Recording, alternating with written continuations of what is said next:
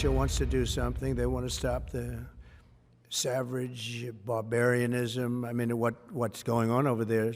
It's soldiers are being killed by the thousands on a weekly basis. It's ridiculous.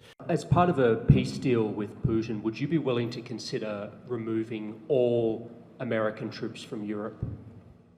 Well, nobody's asked me to do that, so I don't think we'd have to do that. I wouldn't want to do that, but that question's never really come up.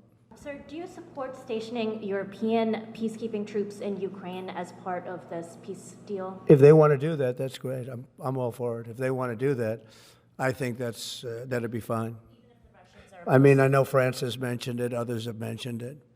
UK has mentioned it. But, yeah, if we have a peace deal, I think having troops over there from the standpoint of Europe, we won't have to put any over there because, we're very far away. But having troops over there would be fine. I would not object to it at all. And I'm very disappointed. I hear that, they're upset about not having a seat. Well, they've had a seat for 3 years and a long time before that. This could have been settled very easily. Just a half-baked negotiator could have settled this years ago without the loss of much land, very little land, without the loss of any lives, and without the loss of cities that are just laying on their side. Well, we have a situation where we haven't had elections in Ukraine, where we have martial law, or essentially martial law in Ukraine, where the leader in Ukraine, I mean, I hate to say it, but he's down at 4% approval rating.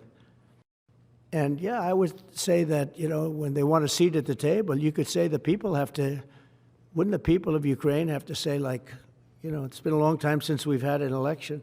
That's not a Russia thing. That's something coming from me and coming from many other countries also. People are tired of it. People want to see something happen. And, the other thing that it's been bothering me for a long time, because I solved the problem with NATO. They paid hundreds of billions of dollars into the funds of NATO when I said you got to pay, because the United States was paying for European countries, and then they take advantage of us on trade.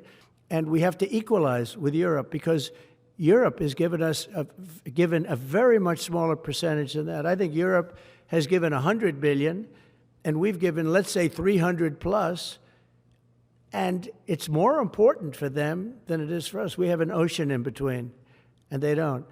But where is all the money that's been given? Where is it going? And I've never seen an accounting of it. We give hundreds of billions of dollars. I don't see any accounting.